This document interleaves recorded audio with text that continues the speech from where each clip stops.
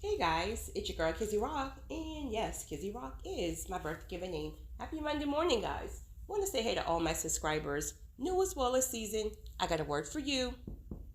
Happy Monday morning, guys.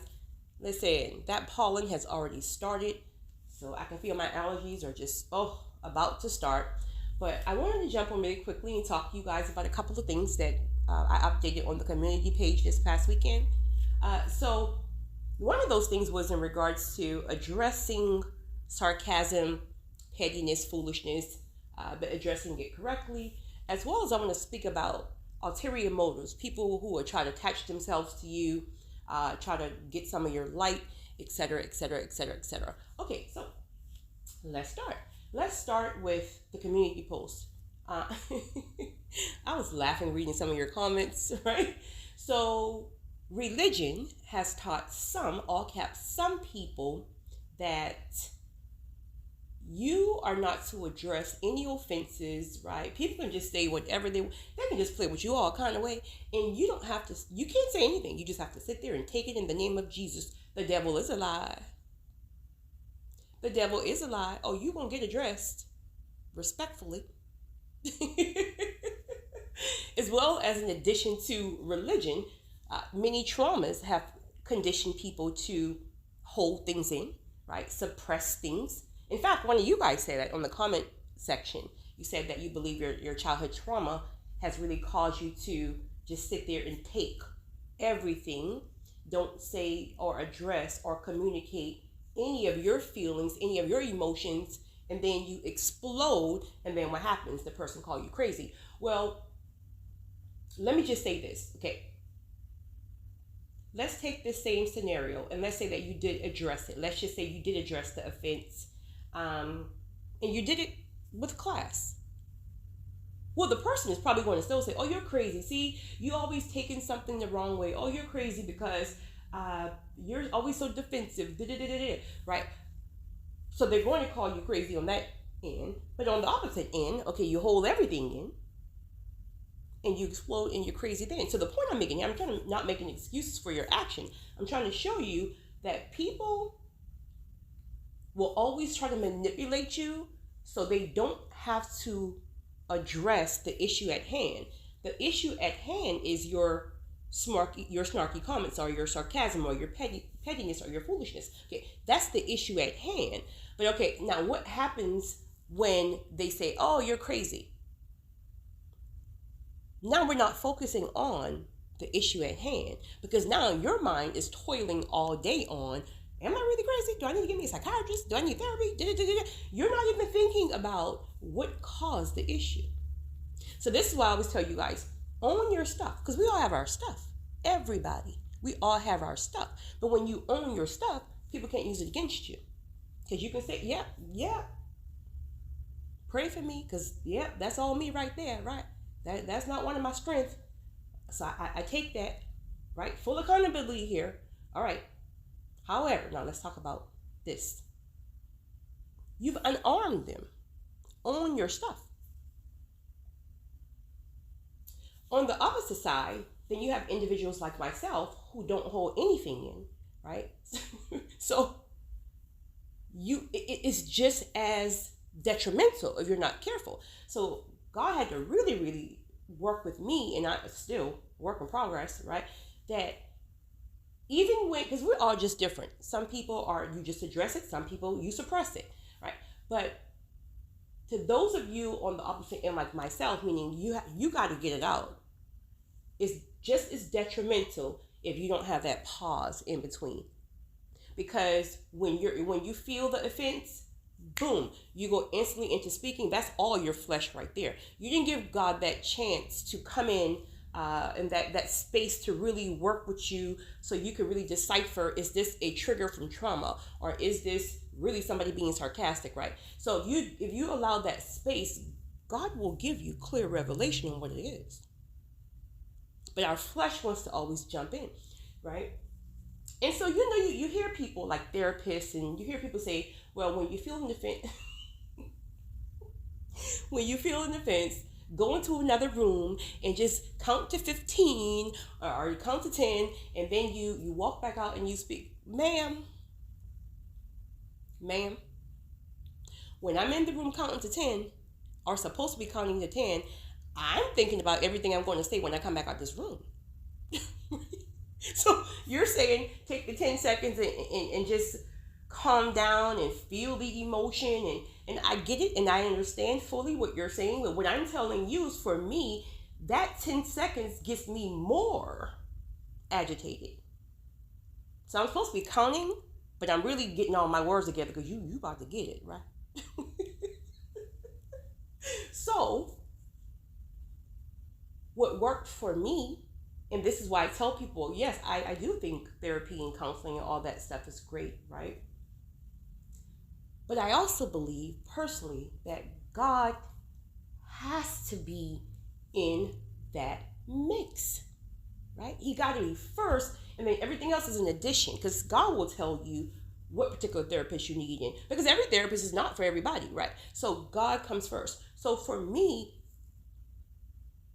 it's more so less about committing to God, meaning, all right, I know I can't say this or do this way because I know what God is doing, and I've given God my word, so my commitment is to God, not flesh. Because if you're trying to commit to your own flesh, like, okay, I'm just going to close my mouth because I'm really trying to really work on myself, right? Which is great, which is absolutely amazing. But when you feel like there's just no control to do that, your mind is telling you want to do it, then there's a spirit, there's a stronghold there. So you have to go to God and you have to ask God to give you grace in that area. You have to ask God to convict you when you're about to say something. Because let me just tell you something, right? You can have your mouth set up a certain way and boom, that conviction comes. Let me just tell you, when the conviction is coming from God and you know you have to answer to God, or you'll take your behind in that room and sit down. But if it's just you trying to, your flesh is trying to hold yourself responsible, there's a good chance, it may not always work out that way. So you got to really find your formula and what works for you. But again, those of you like me who, when that trigger comes and you just gotta, you gotta commit, just go in that room, right? Try counting to 10. That may work for you. That ain't gonna work for me. I gotta just focus on the Lord, honey. Like, Lord, please guard this mouth. Lord, please give me strength, because let me just tell you, right? Please give me strength to come back out of this room and to articulate what I'm really feeling. First and foremost, to get understanding, right? Because sometimes it's not even that the person says something offensive, but you received it that way. So give me understanding and wisdom on how to respond. Once you've done that and God let you know, oh, no, they've been being petty, right? They've been being petty. However, you still can't meet or match their energy. But you can check them. Just classy. Respectfully. So that's my whole scenario there. Yes, religion have taught people that they can just sit there and let people run over. That is, no. So just address it. Keep it classy. Keep it cute. Boo. All right. Next thing. Let's talk about really quickly people with ulterior motives and trying to attach themselves to you, etc., etc. Okay, let me just tell you guys. Again, anybody who was tapped in, you are so connected to God. Like when you have a relationship, I'm not speaking about religion. When you have a relationship, I'm talking about relationship with God. I often wonder if people sometimes really know what that is. It's almost like you can have people who can assume that they're getting over on you, or they have a different ulterior motive, or they're trying to like really, I really wonder if they know that God is really telling you everything already. Because I think they really think like you're clueless, or you just don't, like, do you know God told me about you a whole month ago? But I'm just letting you sit here and play yourself like a fool? But you're sitting here and acting like you're this and you're the biggest supporter and you're this, and that. God done show me from the jump your spirit. And you know who you are. So in saying that, my friends, here's the thing. we all have different lanes, right? Okay, we all have a purpose here. We all have different lanes. Within your lane, if you stay in your lane, that means you're not swerving in anybody's lane because maybe you feel like there's more money that way, or there's more this that way. You're just in your lane because you know that's the lane God have called you to be in. Okay, when you stay in your lane, your audience will find you. Find you. So you don't have to try to attach yourself to every person that you feel have the spotlight. You're able to get that same spotlight, but you got to stay your true, authentic self. You don't change absolutely anything about yourself that does not come from God. When you allow people to start trying to change you, or in my case, make me churchy, holy, honey, you gonna see these legs, period, right? When you stay firm and planted on who you are, and you know how God used you, even if it's raising my hand here, non-traditionally, your audience will find you. If you've allowed other people to change you, they can't find you. If you're not tapped into your true authentic self for whatever reason, maybe a lack of self-esteem, maybe trauma have changed you, so you're defensive, or you're just not your true authentic self, your audience can't find you. So what happens? Instead, people attempt to attach themselves to other individuals in hopes to try to get that person's shine, or try to get some of their audience, or try to do this and do that. Okay, here's the thing with that. You can never, ever take someone's shine when their shine is internal. Catch that? See, you're trying to shine in the physical form. You're trying to push all this stuff. You're trying to wave these flags and say, hey, see me, right?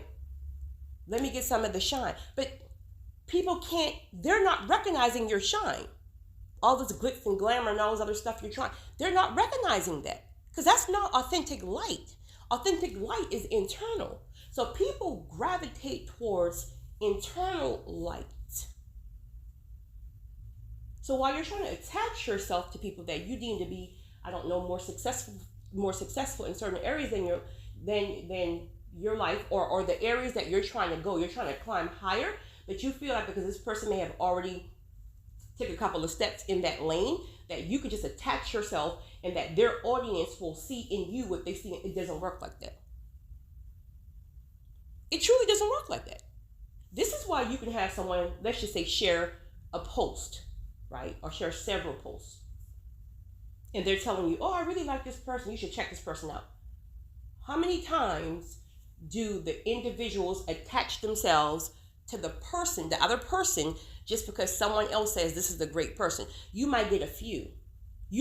For example, with Pastor R.C. Blakes, many of you guys are here because of him. All right, Pastor have, at this point, I think maybe close to 1 million subscribers, definitely over a half. Last time I checked, I think it was like 600,000. Okay, he shared several of my videos in the past. Keep in mind, here we go, I never asked him. I didn't even know he knew me or saw me. I never asked him. I was watching him from afar. So in saying that, I could have easily had ulterior motives. Hey, Pastor Blakes, do you mind sharing one of my recordings? Because I think the Lord says, you will see my wisdom one day. Never. Ever. Instead, I was content with maybe my almost 1,000 subscribers at the time, doing exactly what God called me to do. Not trying to get in somebody else's lane or try to get some of their light. No. Your audience will find you, even if that means God will use another individual. But the point is, the audience will find you. Okay, so now what happened? Well over an additional 1,300 subscribers, right? That came from Pastor Blake's. But he has over 500,000. So many of the times, they're not going to see in me what they see in him. Some did, a lot did, and I'm so grateful you guys are here.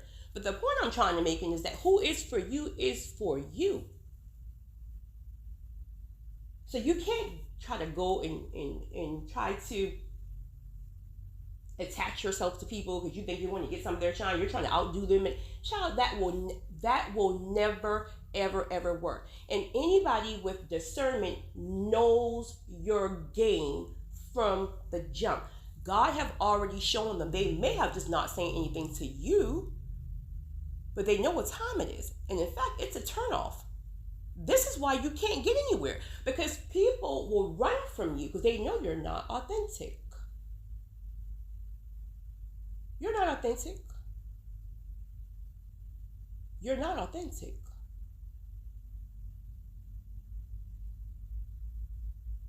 So, anybody who is tapped in will tell you, I don't care if God had blessed you with 97 gifts. I'm so dramatic. I don't care if God had blessed you with 97 gifts. When you are in certain environments, when you are around people,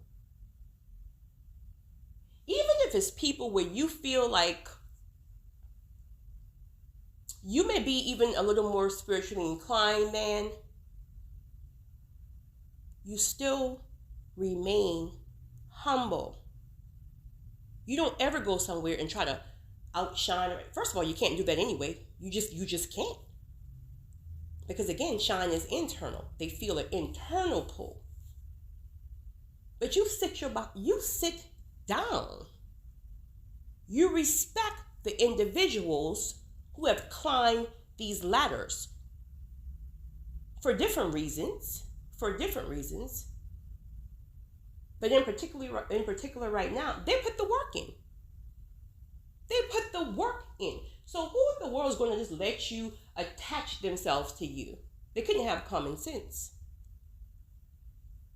Don't even know you at that. You have to humble yourself. Humble yourself if you want to be promoted in any area. As far as kingdom, those of you who are allowing people to just attach themselves to you for whatever reason, you have to be very, very careful.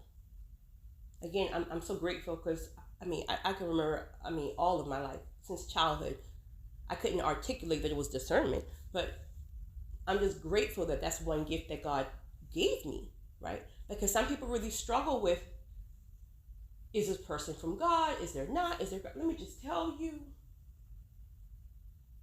if you don't have discernment, please pray for it. Like seriously, really, truly, ask God to bless you with discernment or to tap in. Ask God to help you tap into the discernment that you already have.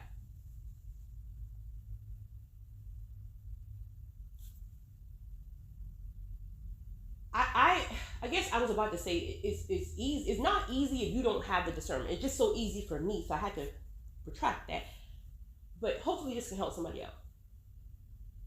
If it's from God, there's a peace that surpasses all understanding. But the key is you have to be sure your flesh is turned off. To see if your flesh is turned on, it's going to mix in and it's going to be very confusing. If you can turn your flesh completely off, your spirit alone will tell you exactly who is from God and who's not from God. If your spirit, not your flesh, not your trauma triggers, if your spirit have any questions. Again, not your flesh, because it can be tricky, because your past hurt, your past trauma can have you like, I don't know if that's God because she's here to hurt me too. He's here to hurt. No, that's your trauma. We're talking about your spirit. Your spirit will never, ever, ever lie to you if you're tapped in accordingly. If you get one inkling in your spirit, you better run. Or put some distance in between. Something. Ask God what that inkling is about, but you don't move back on that until you hear clearly from God what that inkling is about. I wanted to share this. Hopefully that helps someone. But yeah, guys, just to kind of summarize, listen, please check people on site. Check them on site with those little sarcastic, petty, nasty little comments and then, try to hide behind it like, oh no, sir. Stand on what you said. Stand on what you said. But I'm going to check you real good. But I'm going to keep it cute. Next, to those of you who are still struggling to find your audience, and instead what you're doing is you're trying to pound doors down to try to attack yourself, it's not going to work like that. It's not going to work like that. It won't even stick, first of all. It's not going to stick. Ask God to show you your audience. Right? And if you haven't really tapped in enough to make sure that you are your true, authentic self, then God is going to send you back to the drawing board. Right? I can't give you anybody because you're not even authentic. You're not even who you're supposed to be. So let me bring you back to the drawing board. Let me heal you from traumas. Let me give you tips on what your purpose, because you're pushing something that's not even my purpose for you. So I can't get behind that. So let's bring you back to the drawing board, right? So you can really tap in, so I can download to you really what I need you to do this season. And then once we work on that, your audience will find you. So you don't have to go out here trying to attach yourselves to people, because first of all, it's coming off as not cute, right?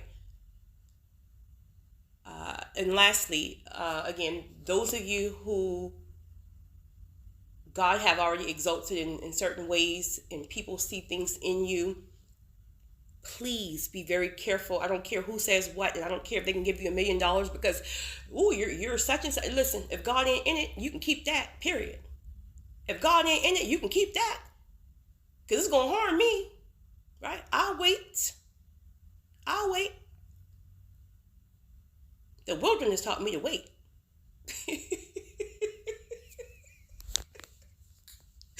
Period. The wilderness taught me to wait, honey. Kicking and screaming, get out of there. But it taught me to wait. And what was the last thing? Oh, discernment. Please, guys, pray for discernment. Ask God to give you so much wisdom.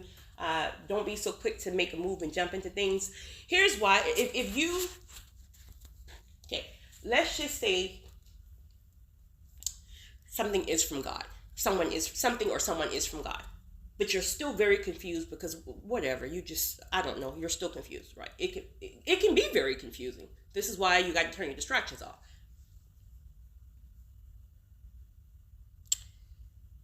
If you pull away from it, if it's from God, it's going to keep coming back. It won't leave you. It keeps finding you. It's always there, right? But keep in mind, you still have that, your spirit is still at peace as well with it. Lastly, this just popped up in my spirit, so somebody may need this. If you are confused about something, because again, I'm in a season where it's so clear to hear from God. Not to say that I don't miss it. It is what it is.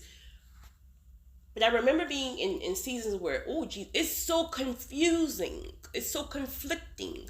Because again, you're struggling because you might be in a season where you're really struggling with life in general.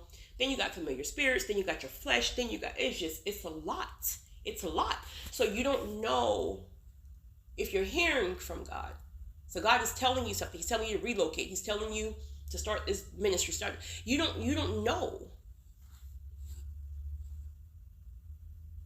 My advice, my opinion. This is how I live my life. I'm not saying to do it. I'm saying take it to God.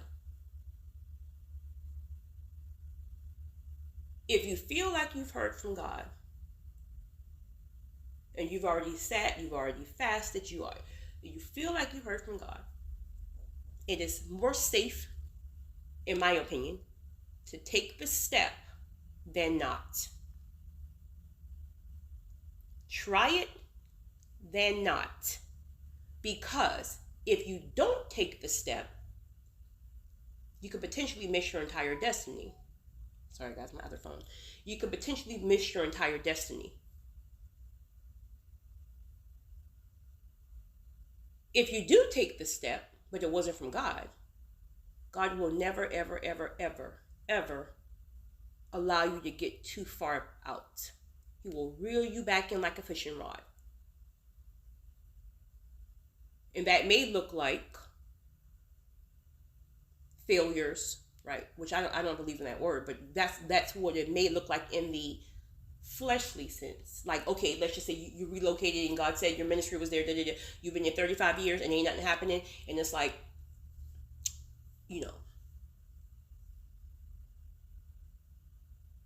somebody emailed me, that just popped in my spirit. I'll talk about that in a second, but that may look like God said that woman was your wife, and you but let's say she lived in California, and you feel like God told you to move to California because her ministry is there, and you'll get to be in the environment, and you be able to approach her one day, etc., etc. Okay, so now you moved to California because you really believe you heard God say that. Now you got there, and as soon as you got there, 3 months later, you heard she married someone else. Okay, so it doesn't mean that you won't have the disappointment. It just means that God won't allow it to get too far. He'll reel you back in. So even with your little heartbreak, He reels you back into wherever you came from, Michigan. He reeled you back into Michigan. And guess what's going to happen? When you get back to Michigan, you're going to meet the wife that God has always had for you. And she's going to be better. She's going to be better than the chick in California. Honey, you wouldn't even think about that chick in California anymore. So you see my point? Take the step, because what if that chick in California was your wife?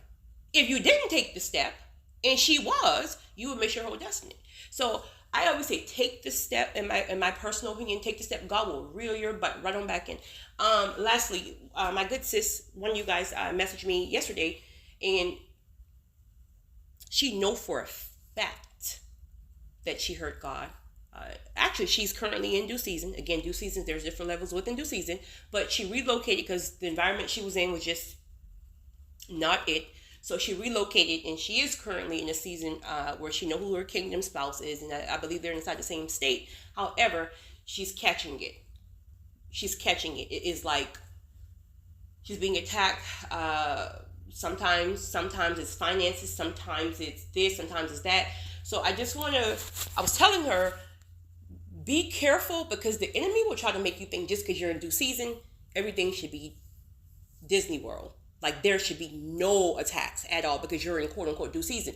Well, there's different levels in due season. And even when you reach whatever level, you're still going to be attacked.